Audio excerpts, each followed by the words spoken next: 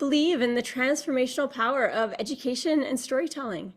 Today, as we gather virtually from across Canada, we recognize that poetry is not just an art form, it's a vital means of communicating our experiences, our challenges, our hopes, our dreams, our barriers, our triumphs, who we are as individuals. This event is a testament to the collaboration between the AP Afro Canadian Diaspora Seminar and our dedicated partners at RBC Future Launch, and teachers and students and administrators and school districts across the country, all working together to nurture and empower youth. In our partnership with the College Board, and I know that their national representative for Canada is here in the meeting today to welcome and congratulate you all.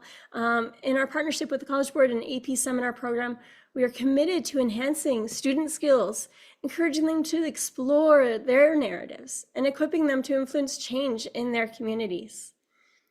As we listen to the voices of young poets today, let us remember that every spoken word or written sentence stems from a deep well of cultures and worldviews, of histories and current realities.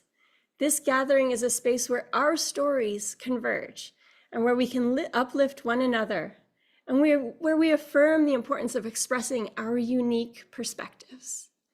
Now, before we begin, I'd like to take a moment to acknowledge the land in which I join you today.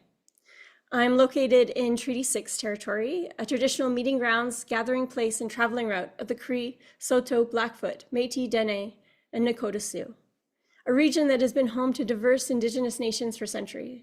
And as we participate in the celebration of words and our culture, let us reflect on our shared commitment to reconciliation and representation. The themes of community and connection are intertwined within the narratives we explore, whether through poetry or in our everyday lives. Let us honor the rich history of First Nations peoples of this land and recognize the importance of their stories alongside our own. May we continue to work together to build equitable spaces that amplify every voice and foster understanding among all communities. Thank you for being here and for being a part of this conversation today. I'm so looking forward to celebrating the power of words and the beauty of our shared stories that the students will be celebrating today.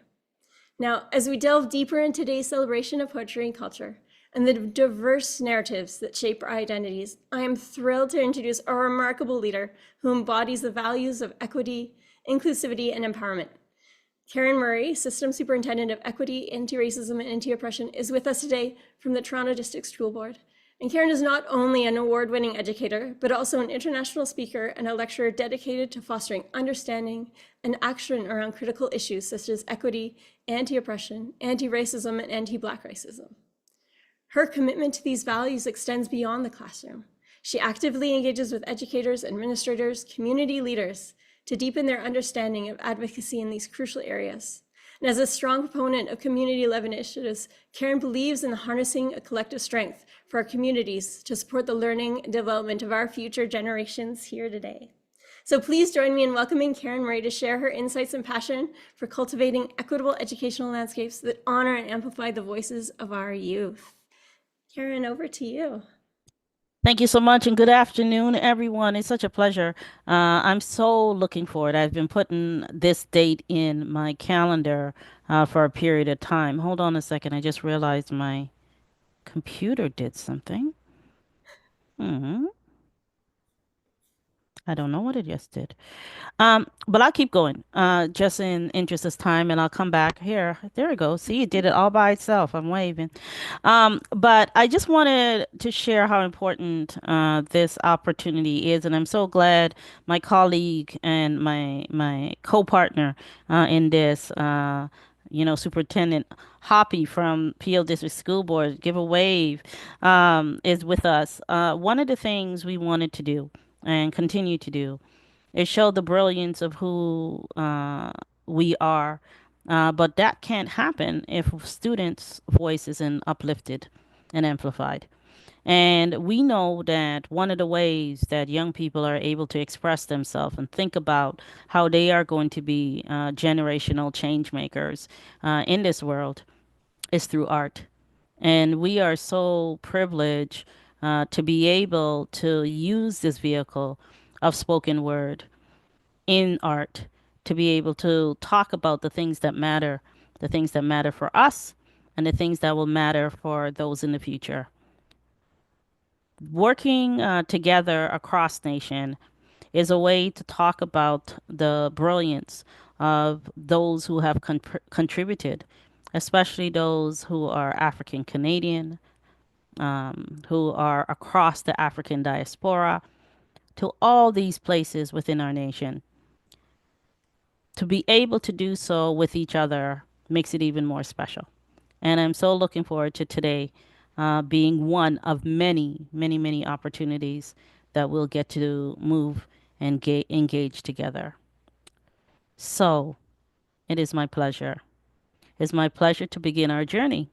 And that journey is with a renowned artist, one of our first Ontario Poet Laureates, good friend of mine, an amazing, amazing, amazing educator beyond being a poet. And that is Mr. Randall Adiji. So before Randall starts, I just want to say this. Randall brains of his talent, but he brought in his talent through the voices of our students. And so, Randall, I can't thank you enough for uplifting our young people, giving them an opportunity to use this medium that we all love to be able to showcase their thinking that we are going to receive, but we're also going to move forward with. So, thank you so much with a deep, deep appreciation. Loving that you're on this journey and loving and how we're going to continue to move forward. Over to you, Randall. Amazing. Thank you so much, Karen. Thank you, Sarah. And thank you, everyone, for being a part of this incredible initiative. It's just a pleasure to really be here, to see the journey that we've been able to take with the students to get here. I wanted to speak on spoken word because I think there's sometimes like a misnomer or just like a misunderstanding, I think, of what spoken word is, what it can be. And for me, the way I came into spoken word was somebody who was just dealing with a lot of hardship, a lot of troubles, and I just wanted to be able to express myself. But I think the difficulty with navigating poverty, acceptance, belonging, racism, blackness, like all the different things that I was going through as a 12-year-old, it was hard to really put it into words. And it was a teacher that really gave me an opportunity to explore my story, to tell my story. And I think more than telling is really coming face to face with your story and realizing that you are not what happens to you. You're more so experiencing what's happening to you. So I wasn't necessarily going through a period of juvenile delinquency. I think I was just experiencing it. So it allowed me to really look at the experience and look at what I was going through with a different lens, if I can say that. So for me, when I think about this project and the approach to this project was we really wanted to start it off with the students hearing and experiencing what a spoken word performance presentation can look like. We explored myself performing. I also had the gift of having Tracy K with me at Thistletown Collegiate Institute, which is really, really great. And we really wanted to give the students a dynamic experience of what spoken word can look like, what it can be. The first thing we did is we wanted it to be a very cathartic practice. We wanted it to be something that the students could really look at all that they've been through, all the hardships that they've been through, and just kind of like release it, just let it go. And it happened through a series of just really questioning the system, questioning racism, questioning all the things that oppress us. Because the reality is, none of us chose the color of our skin. We all came here and we have to navigate the privilege and the oppression that we face. But the reality is, we can do something about it. We can talk about it. We can educate other people. And I think spoken word really allows us to have a conversation that normal dialogue doesn't necessarily allow you to have. So that cathartic practice was where we started. From there, we talked about your resilience, the resilience to overcome the difficulties and things that you've been through. We started talking about belonging. And we then went to race and racism and talked a little bit about just self-love and acceptance. So what you're going to hear today are these themes of prejudice, overcoming negative obstacles, self-love, self-acceptance, belonging, resilience. And I'm just really excited. I think more than anything, I don't want to take up too much space. I'm more excited for you to hear these poems because I think when you listen to the poetry, please don't just listen to the words that you're hearing. Listen to the inherent meaning that is behind it and what it takes for a 16, 17-year-old to really come face to face with their experiences and be so bold and brave to talk about it. I hope you hear that more than just the words, because the words speak for themselves, let's just say. I guess another thing I wanted to share about this process, the difficulty that I found just working with some of the students was it's so hard to put these experiences into words sometimes. So instead of working on 1 or 2 poems, we worked on 3, 4 poems, and it was really about them writing different themes, different topics that they could kind of amalgamate and pull into one poem. So that's what you're going to hear today. I'd like to share a poem that just speaks to how I came into spoken word, the importance of spoken word to me, and I hope you get something, take something away with it from it. This poem is called The War Within. There's a war going on inside no one is safe from. It won't matter if you're 3 feet or 8'1". We all battle ourselves to be a great one. Since day one, I've had my battles dealing with abandonment. As a child, I navigated the world feeling like I was lacking in. It started when I was 8 years old, working for my parents' approval. Me, a firstborn Canadian, my father's typical Ghanaian bravado, you know, the usual. He had unrealistic expectations of me. At times, it diminished my sense of self-worth. It cut me deep like knife with his words. It hurt to feel like nothing I did made me feel like who I was good enough. As a juvenile, I was far from the usual. The battered and broken pieces of me were searching for home in places I often felt alone. So I tried to make them happy with my smarts and my grades, but they wanted that 2% when I got a 98. It just wasn't enough. At times, I felt like I wasn't enough. Thirsty for a love I couldn't find from my own blood, questioning what family really was without a true, complete concept of us. My abandonment stemmed from the absence of my parents between the ages of 1 and 6, a nomad trying to find where I fit. Growing up, not knowing who they were had me constantly questioning my sense of self-worth. So I started picking fights at school just to quell my rage. Then they sentenced me to the margins when we weren't on the same page. But that was another chapter. When I was stuck between the lines, they threw the book at me and called the pastor. But little did they know what will come after. A revelation of my testament. I discovered poetry and it became my exodus, was baptized in the river lines of a poetic genesis. The gift of a pen and paper was heaven sent. I began writing my pain on pages, sharing my vulnerability on stages, because as a child, I know what it was like to feel unheard. I learned my truth through the gift of spoken word, made a gift from a curse, founded rise so others can learn the power of art and self-expression while using it to serve. I'm thankful for the journey I observed, how I transformed my trauma and began healing from hurt. The childhood traumas we went through do not have to define who we become. In fact, I'm so grateful for my dad and my mom, especially my dad. As an adult, I now know that my parents really did the best they could with what they had. In fact, they're now like my best friends. Healing my inner child helped them make amends. Building on that foundation, I realized I had some stories I needed reconstruction. They were a blueprint to help me elevate and function. I had to break it down to rebuild, learn new skills. I leveled up to higher heights, and it gave me a new lease on life. I learned that the foundation we had at home does not have to become our ceiling. We don't have to throw our walls up behind the window pane due to a lack of healing. Every time we hit rock bottom, it's groundbreaking. What we can gain from the power of perseverance and patience. We all have an inner child that needs healing. As adolescents, some stories we tell ourselves can be deceiving. These stories form the perception we base our life upon. Without releasing the pain, they stay with us for a lifelong, a cycle of trauma bonds until we peel back the truth. That life is not happening to you, it's happening for you. Sit down and talk to your inner child. Sit still and listen. Know that you can handle all the pain that you were given. Don't let the pain define you. Let it design you. Let it remind you of the generational traumas left to reveal. Look behind you, look inside you, and give your inner child permission to heal. Thank you very much. That was my piece called The War Within. And it was hard to get through. It was hard to write the poem because it really allows you to sit face to face with some of our traumas. And I think we live in a society that's really made it okay to kind of numb your pain, made it okay to not talk about it, not feel, not deal with it, not sit with it, just run from it. And there's anything and everything that there is to distract us from dealing with our pain, with sitting with our trauma, with sitting with how we feel about certain things.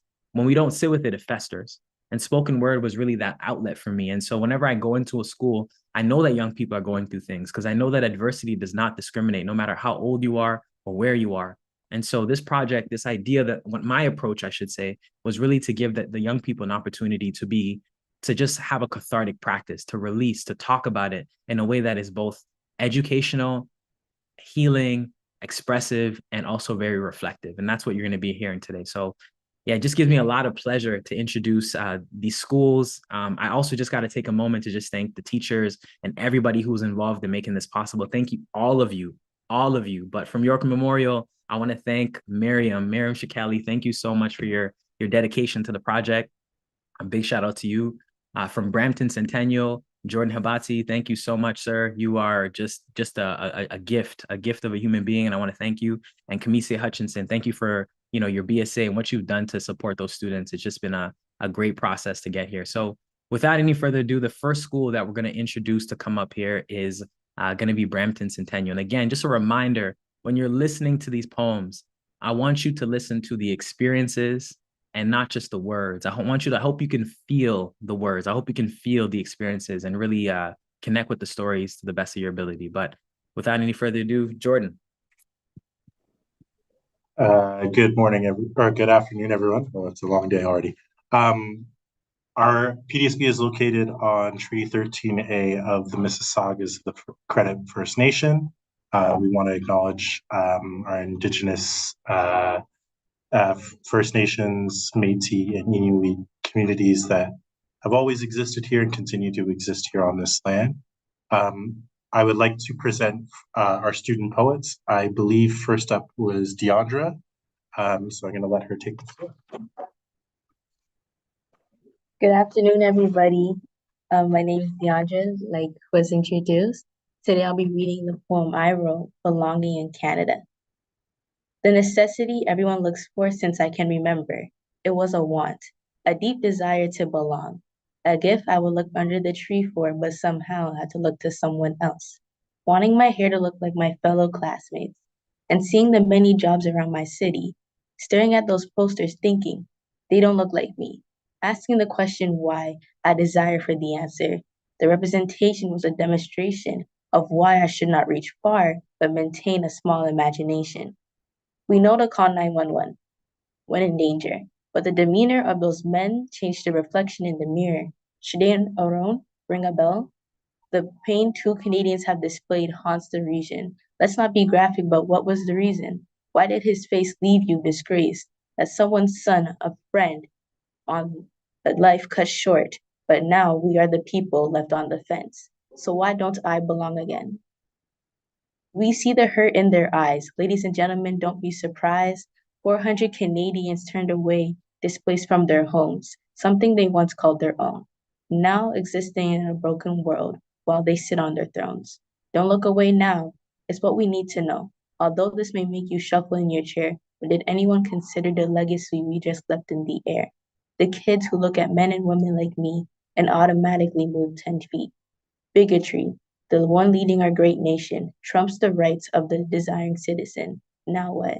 Your unbearable pressure you put on me. But don't show your worry. You're too strong for that. Just be comfortable, not too comfortable. Don't show that this is your home too.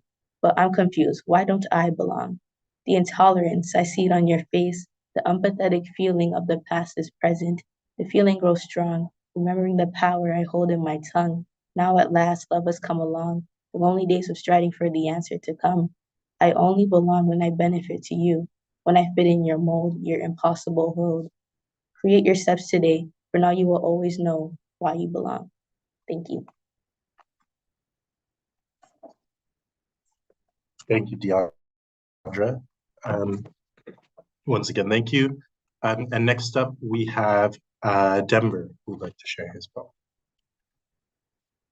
Good afternoon, everyone. My name is Denver, and today I'll be presenting my poem, Racism, When Will You Leave? Racism encircles the world, enshrined in the souls of many. Prejudice, stereotypes, and bigotry based off one's uniqueness, their color, their race, their creed, all things used to define one, used to undermine one, me, others like me. Oppressive practices used to segregate, make one inferior galore on lands that were colonized, conquered, not even yours, forced to assimilate their cultures out the door. Apartheid, residential schools, internment camps, examples of the darkness that entrenched and blackened the hearts of the equal to undermine and use others for their personal vendettas. Today, everyone is made to believe that equality exists, but it's just living a constant cycle of past prejudice. Yet, this divided world continues to exist, a constant cycle that won't be missed. History continues to repeat itself, that we cannot deny. The scars, ever so present, remind us every time we cry, relive trauma, generation after generation, social justice, protests, and dismantling you over and over again. How many people have to be hurt, killed, and brutally repressed until the color of one's skin isn't something everyone has to detest? When minorities can walk freely without looking possessed? When will they have the same opportunities, not put to the test? When Black is really equal to white, not a group of pests? When they see the police, they don't have to worry about being put under arrest. When the melanin in their skin is finally love, not a cause for social unrest. When really can my feelings finally be put to rest? So racism, when will you leave this world? When will you take the darkness you bring in and stop keeping score? When will your deathly chokehold on the earth be no more? I hope to see a day we have been fighting for, finally ending this century-long war. Thank you, Denver. And thank you again, CG, Rendell, and Superintendent Hoppy and Murray for having us a part of this. Ooh, well, yeah, a lot of great topics. And one thing I'll say is the AP program at Brampton Centennial, I really wanted to lean on some of the things that we're learning. So as much as you can speak of contemporary experiences that you're having, how do you connect it to things that have happened in the past? So we wanted to really lean on how the AP course was informing them, what they were learning about it, so they can incorporate. So if you listen, there were different issues that happened in the past that they're learning in their courses that they were able to embed within their own lived experiences and connect to. So that was really cool with Brampton Centennial. Thank you again, Jordan. Thank you, Deandra. And thank you, Denver, for that presentation. Coming on next, we have York Memorial. And we did a very similar process with York Memorial in terms of leaning on what they're learning in the AP. What I loved about this group specifically is they just had so much to share, so much to say. There was just a very beautiful way of how we got to where we are today. So this process was different, but I want to introduce Miriam to introduce the students who will be presenting from York Memorial. Hello, everyone. How are you guys? Thank you for having us today. I'm just going to acknowledge the land that we're hosted on. We're hosted on the lands of the Mississauga of the Anishinaabe, the Haudenosaunee Confederacy, and the Wenda, and we also recognize the enduring presence of all First Nations. Today with me, I have Jada Bogle, Kamai Miller, Rahia Idris, and Talib Abdi, and they're going to be sharing their poems today. So the first student that's going to go is Jada. Okay.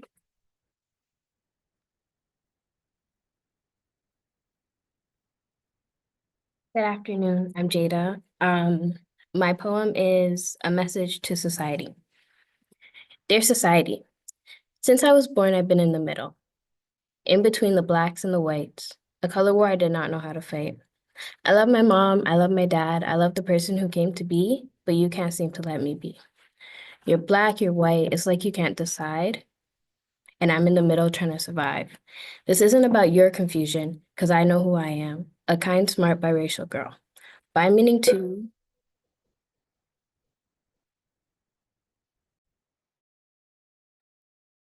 By meaning two, racial meaning race, I am two at once, not one. I was not given two to choose from. I was born with two races, from a mom who should never get hate for raising her kids, from a dad who gave me beautiful skin and hair. The skin that comes in different shades, which adds to the beauty of this community, but you think it's dirty. Of course, it's fine to tan though, because spraying paint on your skin isn't dirty at all. Then the versatile hair, curls to coils, braids and twists, cornrows that could be any shape, the hair that always changes. That is true art. It's the same hair that you find unprofessional.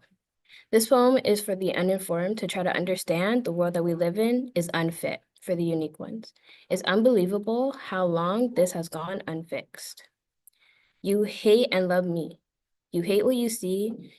You love what my mom gave to me. Learn to see me as one. I am not one person, I am two at once. Thank you.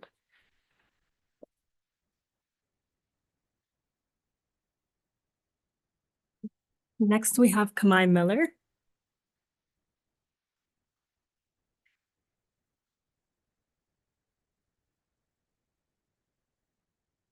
Let's Talk About Supremacy by Kamai Miller. Hold up, I want to talk to you, Supremacy. I'm sick and tired of how you see and make me. Day in and day out, you want me to be inside the mold of the world you built. A place where you and others like me see me as less than, dunce, ghetto, disposable, and expendable. I'm a last resort if my name sounds too black, or if I act too bold, outside of my shell because I don't fit the mold you built. You're quick to undermine and ignore the voices of those who have a darker shade, which just fills me with rage.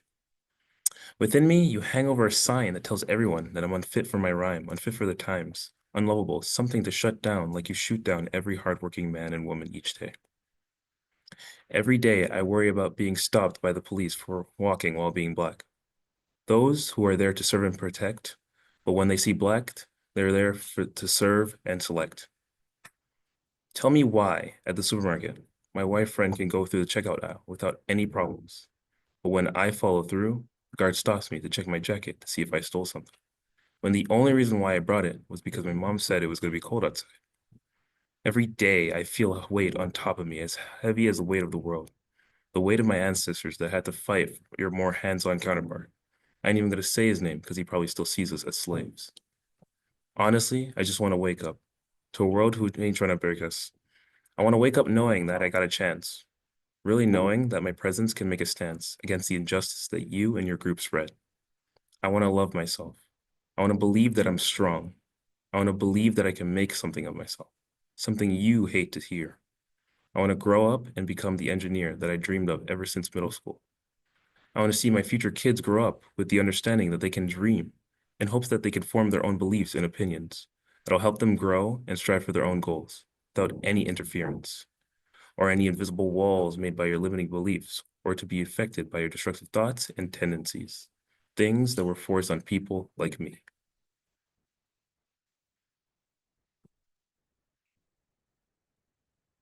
Next, we have Rahia Idris.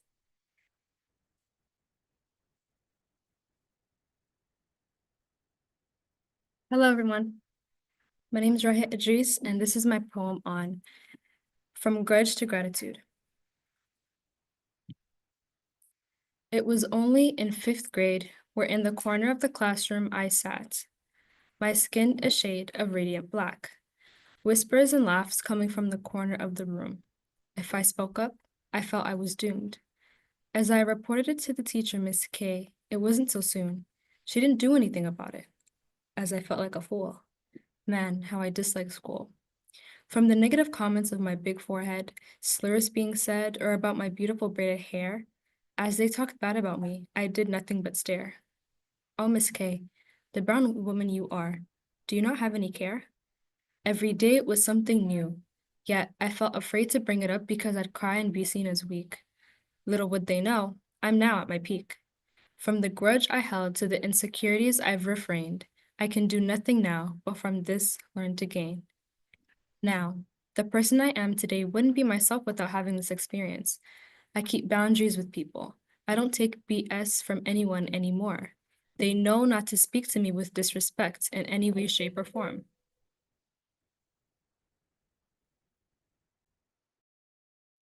They know not to speak to me with disrespect in any way, shape, or form.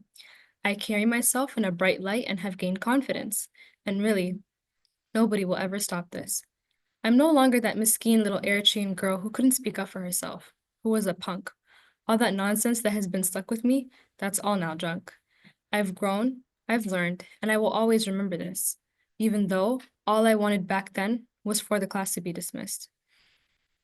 As I started this poem off with a grudge, I am now ending it off with gratitude. Now that I speak up for myself, unfortunately, I'm known to have an attitude. I am not any of those slurs. My forehead is big and beautiful, and my hair at the time was gorgeous and always well done. Gosh, if I were to speak to them now, I'd make them feel dumb. Nonetheless, I have nothing else to say but thank you. For the trials that have shaped me and the lessons learned, these experiences have made me a better person, and that's what I've earned. Refining my character has made my path turn. To remind myself that it doesn't define you, but design you. And from that, that's all I've learned. Thank you.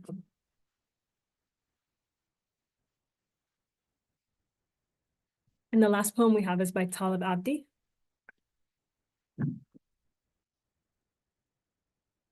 Hello, you guys. What I've endured. My name is Talib Abdi, and my poem's called What I've Endured and What I Love. Dear Anna, you tried to break my stride, but I held my ground, kept my pride. 2 long years, you made it rough, but I stayed strong, I stayed tough. You asked me, the only black boy there, if you could say the N-word. How's that fair? Why do you need me to give you the go?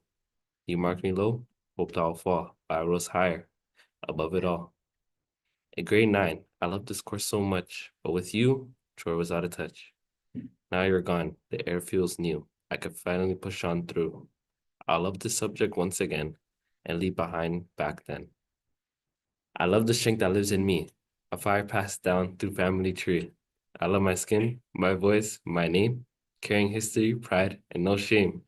I love being Somali, our songs, our pride, the way our culture stays strong worldwide.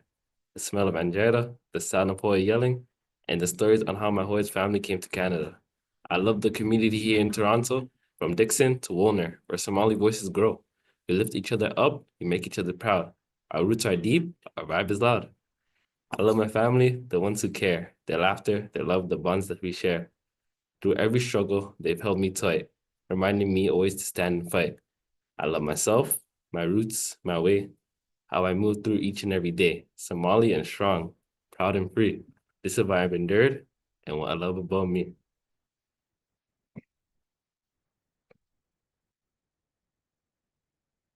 And those are the poems from the students at York Memorial. Thank you so much for organizing this, everyone. Thank you, Rendell, for coming every single week for the past 4 weeks to work with the students. We appreciate you and we appreciate all that you guys are doing for us. Pleasure is ours.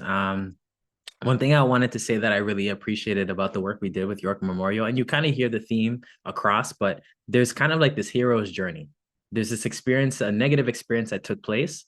There was a learning, there was a reflection, a reflective moment to say, I don't have to be what you have told me that I am, but I'm now learning to embrace who I am. And that's something I wanted to do with York Memo because of, yes, the AP course, but just like the conversations we had around belonging. We had a lot of conversation around belonging, and self-acceptance was just like a natural conversation. What a great group. And yeah, Miriam, you're doing an incredible job with those students. Just kudos to you again. But yeah, really, really, really, really beautiful. Really, really beautiful. And last but not least, in terms of the schools that I had the opportunity to work with, we have Thistletown Collegiate. Really excited to see and hear these poems.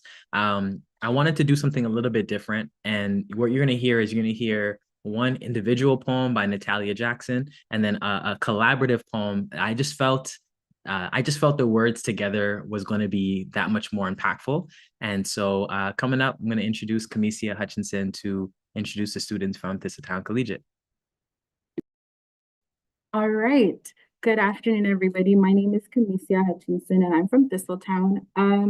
I would just like to start by saying thank you to everyone involved in this initiative, especially Rondell and Tracy. Thank you for meeting with us and coming and doing such a fantastic job with our students. I'd like to begin by acknowledging the land. So we acknowledge we're hosted on the land of the Mississaugas of the Anishinaabe, the Haudenosaunee Confederacy, and the Wendat. We also recognize the enduring presence of all First Nations, Métis, and Inuit people. So the first poem from Thistletown will be from Natalia Jackson, and she's going right now.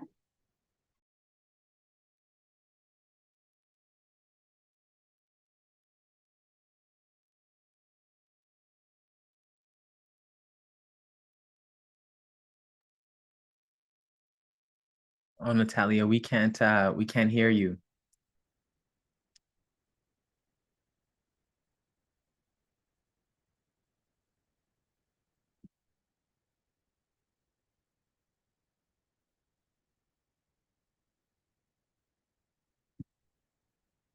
I may have an idea. If you go to where the mute button is, if you press on the arrow, it might show you where the microphone and the speaker are coming out of.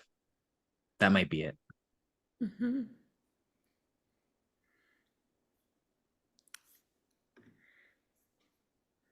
Right. As we wait for Thistleton to navigate their issues there, I'm going to ask Randall, can you tell me, in your writing and the writing that you've heard today, what themes do you think are the most important to express? Like, is it very much based on your own personal direction, or like what is it? Identity? Is it resilience? I don't know. Like, how do you navigate all of these emotions when you're trying to express yourself? That was like 3 questions in one, but it's just I'm just so impacted by all the different words that are being shared. That's a good question. I feel like identity is probably like at the center of it all, whereas everything else kind of branches out. And I say that because when you know who you are, if you're navigating a world where you know who you are, as opposed to where the world is telling you who you should be or how the world sees you, then you're approaching it from a different lens. So when we talk about resilience, when we talk about just being able to overcome hardships, when you have a keen sense of who you are, I find that it helps. So you'll notice across all poems, at some point the students accept there's like a moment of self-reflection, a moment of like, this is who I am, I'm standing true and firm in who I am. And I think to me that's like a huge thing at this age for high schools to be more connected to who they are, not how the world perceives them, but how they really identify and see themselves. I think that's a key aspect. Amazing. I mean, what's your favorite part of the writing process when you're personally writing? Probably the editing. My favorite part is editing. Weird to say, but you'll write a really good poem and then you go back, you look at it a third time and a fourth time, and you say, oh, I could, if I change this word, it changes the whole meaning for the sentence or for the whole stanza. And I think editing is really powerful. But also something I do, and educators, feel free to take this. Something I do is something called a word map. So let's say today the theme we're going to talk about is social justice. So I ask students to write 4 words that come to mind when you think of social justice. So you might think equity, you might think law, you might think litigation, you might think courtroom. I don't know, just kind of throwing some things out. So now you write those 4 words. With each word, you come and think about what other 4 words come to mind, because naturally as human beings in the English language, when you think of one word, it automatically begets thoughts of other words, essentially. And so now students will have about 4 times 4, about 16 words that they can 16 words that they can pull from and work with ultimately. And so yeah, it just kind of gives them an opportunity to use those words or to use them as kind of a reflection or like a catalyst for the poem. So yeah, that part's fun, but the editing is probably my favorite part for sure. So great. Thistleton, how is your sound doing there? We got it worked out. Amazing. All right.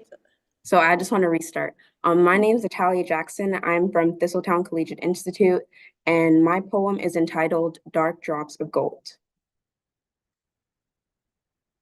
I hate the way you make me feel. To be in the skin isn't a curse, it is real. You hear black magic and think evil.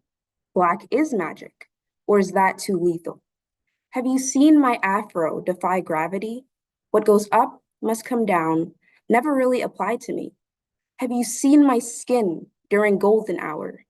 Even my shadow screams beauty and power. From the drops of melanin to the coils of my hair, I am beautiful. Does that scare you and fill you with fear? I have dropped from the heavens on a day not so clear. The midnight sky chose me. I never meant to scare. My skin has always been a gift of protection. Regardless of what they say, it was never just a complexion.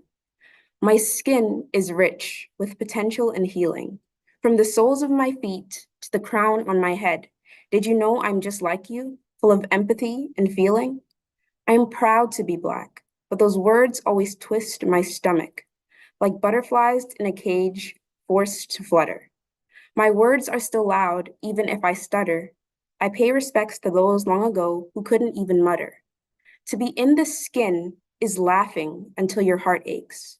I wonder how angry Black woman could ever be my fate. Did you know in the end we all have the same fate? Why would you want your legacy overclouded with hate? So, One man's trash is another man's treasure. The same skin that you curse has always been a pleasure. Thank you for listening to my poem.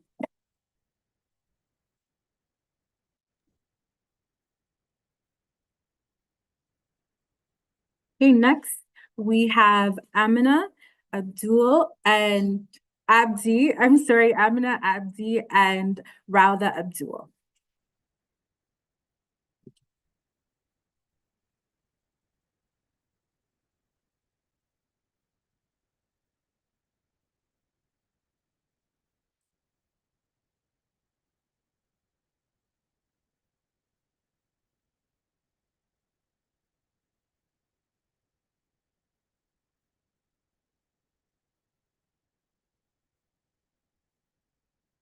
Oh, where's the study?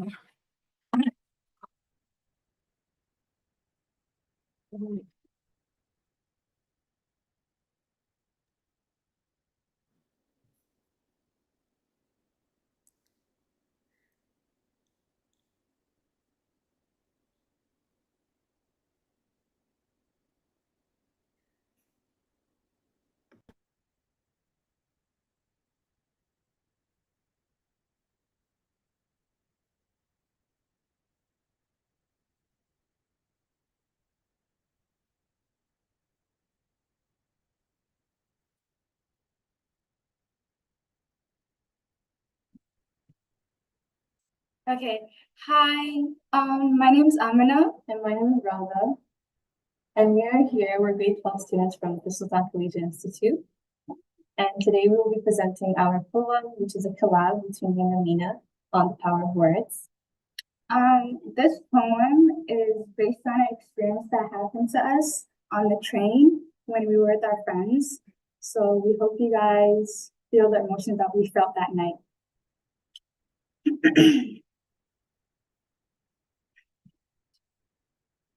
To the white man on the up train. Thank you for showing me how ignorant you are. I won't let your words take away from my honor. You shunned me for adhering to my hijab simply because your narrow mindset felt entitled to my body. Did you know? You spoke to a nation of Muslims who strive for high ranks. Is it the faith we wear that bothers you? Why is it that you seen my veil, you assumed oppression? You spoke nothing but a mere confession to these single-story assumptions that, hey, those hijabi girls over there must be living under restriction. You believe you had a say in my liberation, but all you did was oppress me with your superiority savior complex. Do you feel the peace? The peace emanating from my soul after I reunite with my Lord in prostration? Did you know you spoke to a nation of women? Women who are in a constant race to secure their place. Is it our determination that bothers you? You make us feel conscious of our hijabs and our blackness, then turn around and mimic our authenticity just to call it chic, classy, fashion forward.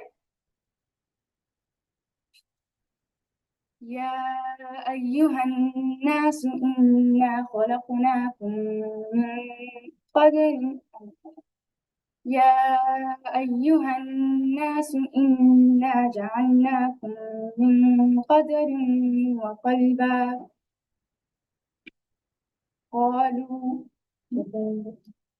قالوا قبائلا لتعارف إن أكرمكم عند الله أتقاكم إن الله عليم خبير. O humanity, indeed we created you from a male and a female, and made you into peoples and tribes so that you may get to know one another. Surely the most noble of you in the sight of Allah is the most righteous among you. Allah is truly all-knowing, all-aware. The Quran, chapter 49, verse 13. Our religion teaches us to appreciate our skin, and appreciate it we do. Did you know the gold on my skin can't be mine, it's mine. With each kanga And Gawasar, we carry the art and history of our ancestors. Our flags, our flags, our flags. Our flags that represent my Tanzanian, My Somali, our flags that represent our waters, our lands. independence. Oh, stranger, I will no longer let you strip me of my extraordinary identity as a Black Muslim girl. Oh, stranger, your words were nothing but a mere echo, humbled by the overpowering voices of the fellow nation of mine of Black Muslim women. To the white man on the train, this message isn't just limited to you. It's to the system, to society, to white supremacists all over the world. Check your ignorance before you approach another Black Muslim girl. Oh, Thank you, thank you. That is TCI. I just want to also say thank you to Patrice Powell for all her help with running this with the students, as well as to Sheldon. And thank you so much, Karen, for this opportunity as well. Superintendent Karen Murray, thank you so much. powerful, powerful, powerful. And thank you, TCI. I hope y'all felt the energy. And yeah, I don't even know if I have any more words. I think you feel the words, but ultimately this was a beautiful project. And I think, yeah, this just gives a lot of voice to a lot of students, and excited to hear more poems. But thank you again. Wonderful. Thank you very much to all of our students joining us from Ontario that have shared.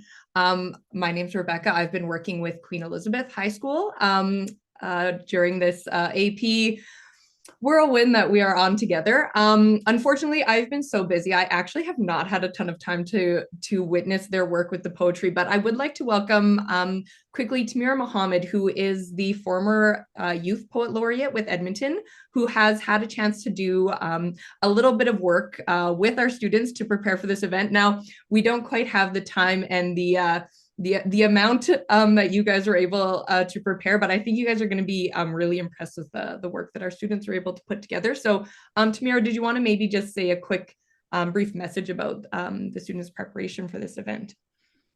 Yeah, hello everyone. Really excited to be here. Feeling really inspired by what I'm hearing so far.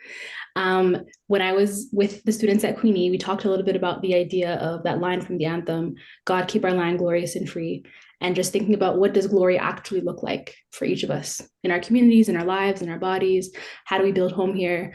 And yeah, the students, each of them had already had the knowledge of self. The words were there, and it was just an invitation for them to dig deeper. So I'm really excited for you all to hear. Wonderful. Thank you very much. All right. So without further ado, I'm going to welcome our first speaker, Hibak Hassan. Hibak, we haven't been able to test your audio. Did you want to just quickly say hello? We can make sure that we're able to hear you. We can see you. Yeah, it sounds good. All right. You guys are welcome to get started whenever you're ready. Good afternoon, everyone. My name is Hibak. I'm from Queen Elizabeth High School, and I'm going to be performing a poem called How Does My Hijab Affect You? How does my hijab affect you? A piece of me, not a piece of you. My hijab is something I represent, but you neglect. How can you feel afraid of what I put on my own head? From a dangerous country I fled, thinking I would have a better life ahead. But instead, I walk these very streets afraid if I'm next. In the news, we're abused, and the people they refuse, we have to make a big petition or cause a riot till they listen. And when we think we got a justice, it's always under a condition. And so we pull ourselves together and we keep it all in. But the disrespect we feel will always stay within, even for the people with the toughest skin. When will we ever win? How does my hijab affect you when I'm walking towards you and you feel condoned to do something you're not supposed to? How does my hijab affect you if it's my voice and my choice, but yet it's still a noise? In a world where all we got is pride, where the blacks were once segregated from the whites, where communities had to fight for their rights, you'd think we'd be at ease. and this generation would be at peace, but still, we suffer at the hands of the privileged. Amazing. Thank you so much. And while we switch out to our other speaker, I will welcome our second student volunteer. Our second speaker is Lena Yassin. So Lena, I will pass the microphone over to you and you can go ahead and share your poem as well. Hi, my name is Lena Yassin, and I'll be reading the poem, Where Does Your Glory Live?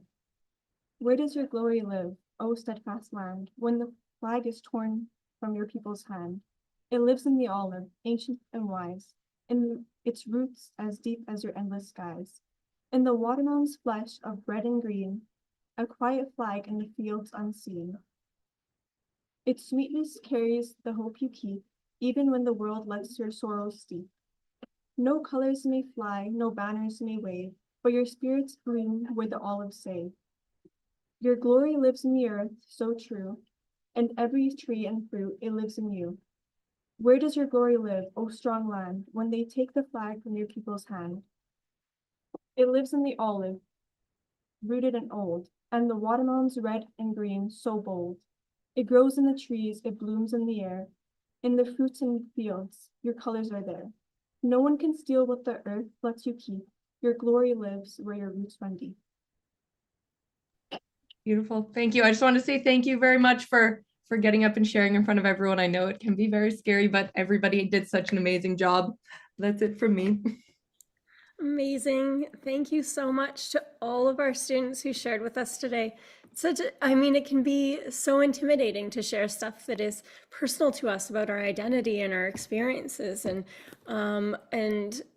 to be able to embrace that and hear it and have it acknowledged and represented. I hope you feel the love coming from this room and from those who are watching online, in how we really hear you and want to honor your experiences and everything that you've shared with us today. As we move on to our next speaker, thank you to all of those students for your amazing creative works. It's my absolute pleasure to introduce a phenomenal artist, an advocate whose work perfectly represents the themes of creativity, resilience, and community that we've been talking about already today. Dominique Grant is an award-winning Canadian singer-songwriter, keynote speaker, and social entrepreneur, has a powerful voice that transcends borders and ignites important conversations around the globe. She's been recognized as one of Canada's top 100 most powerful women, and Dominique's music not only resonates with her audience, but has played a pivotal role in elevating some of the largest global movements. With a passion for intertwining her degree in international development with the arts, Dominique is the founder of Grant Creativity, Inc., and an award-winning social enterprise that empowers equity-deserving creatives to turn their visions into sustainable realities. Her work exemplifies the belief that art can be a catalyst for change, a theme that is echoed through today's discussions around the power of words and the healing potential of storytelling. Moreover, Dominique is the driving force behind Imagine Summit, presented by RBC, one of Canada's largest gatherings focused on mental wellness and professional development for equity-seeking creatives. Through her platform, she fosters discussions that uplift voices, build communities, and promote mental and financial literacy. Please join me in welcoming Dominique Grant to share her reflections and talents with us today as we close out our event, celebrating the undeniable power of words and art, to share and our shared commitment to building brighter futures together. Dominique. Thank you so much. And hello, everyone. Happy Wednesday. Congratulations to every voice that I have heard today. I think what's so transformative is that we all have gifts, and as students, as artists, as creatives, we often think that the ability to turn our experience, our stories into poetry is something that everyone can do. And it isn't. It's a gift and it's a blessing. And so I just want to start by giving you your flowers and saying congratulations for turning your lived experience into something that supported everyone, me personally, on this for this event in healing and in growth. But also I'm so excited for everything that you're going to do with this as a catalyst. Randell, is a friend, and also I have always been a champion of his work, and I'm so grateful to be in this space with such an intersectional and interdisciplinary group of folks. So I just wanted to also say congratulations, Randell, and to everyone who collaborated, Sarah and your entire team, to put this together. I'm an award-winning singer-songwriter, and I like to start really quickly with talking about turning difference, adversity into a gift and into a superpower. I now know that as a 6-year-old kid navigating the world with an immigrant Jamaican mother, that I grew up with high functioning anxiety. And I was told, that I didn't fit into certain classrooms. And for years and years, I struggled in the education system until I found the teachers and the individuals in rooms who decided to teach me how to use what was difference and to turn it into a superpower. Years later, I decided to go to school and to not only study, music and theater, but to do a double major in international development. And by doing an internship in Uganda, East Africa, in my 3rd year, I was introduced to an organization that blended the arts, entertainment, and wellness. And we developed programming across Uganda within the span of 6 months. I came back to Canada with my first humanitarian award. I want to talk to you about turning your difference into your gift. A lot of the time as artists, as creatives, we're given intuition, we're given talent, we're given stories, we're given pain. And that pain, if you use it the right way and you really leverage it, can make impact not only in your life, but in the lives of others and communities and globally. When 2020 came about and the pandemic hit, that anxiety came back, and the tool that my mother taught me, which we only had access to because we couldn't afford therapy, my mom taught me how to use my imagination. And so I turned my imagination into writing a song that started out with poetry.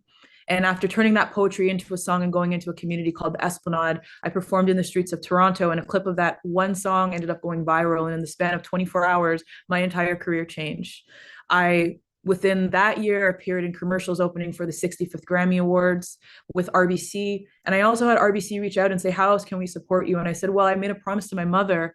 And that promise was that if she supported my career as an artist, I'd reinvest into community. And so I reinvested some of the profits from that single, and I founded the Imagine Summit and Grant Creativity, Inc. Today, we've supported thousands of young people in not only learning how to understand mental wellness, but how to reprogram the fear, trauma, and anxiety that get in the way of our dreams, how to take those blocks that show up on a day-to-day, and how to ask those blocks how we can turn it into our art. Today, the Imagine Summit is one of the largest wellness and professional development summits in Canada.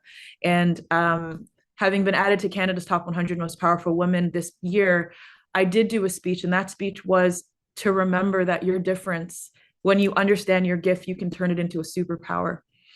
Today, my EP, Queen Dom, was nominated for Amazon Artist of the Year, as well as was recognized by BBC as one of the most important voices in music. And I share this because all of my music came from growing up in a not-for-profit housing community. It came from inner child healing, which Randell spoke about. It came from learning and having to face the realities that as a Black woman, a Black female who's neurodivergent and who also has to navigate intersectionality in this world, we really have to learn how to turn our adversity into stories like a lot of the young people did today, so that we can actually empower and turn our pain into a gift.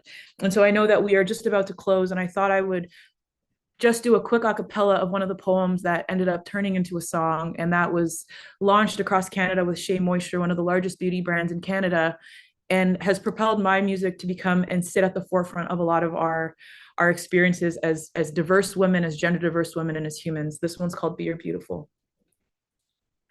Time to wake up, open the curtains, let the day begin. In the mirror, there's someone who wants to show the world they love the skin they're in. Let your curls come down and shine your natural light. Wear them like a crown, 'cause this is your time to be your beautiful.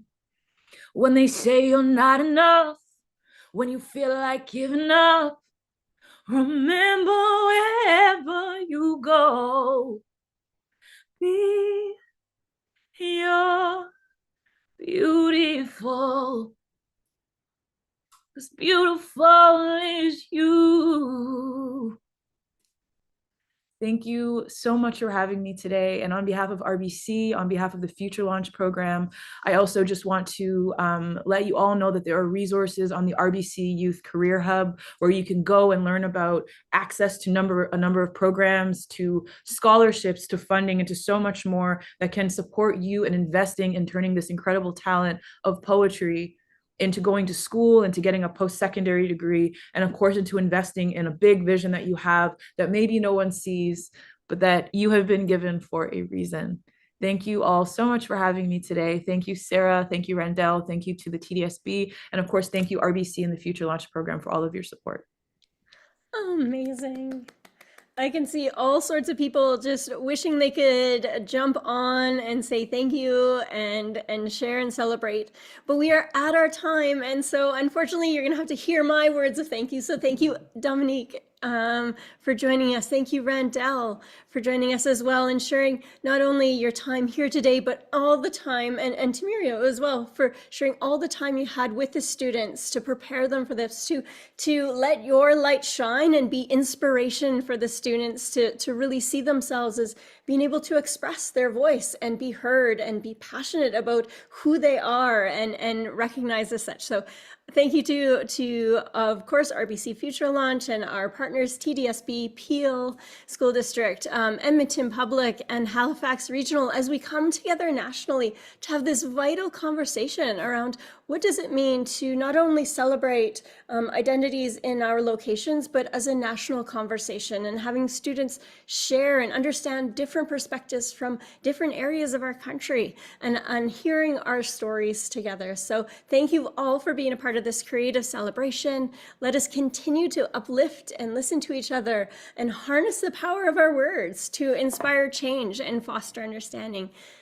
Have a wonderful day, everyone. It was so wonderful seeing you here today. Thank you.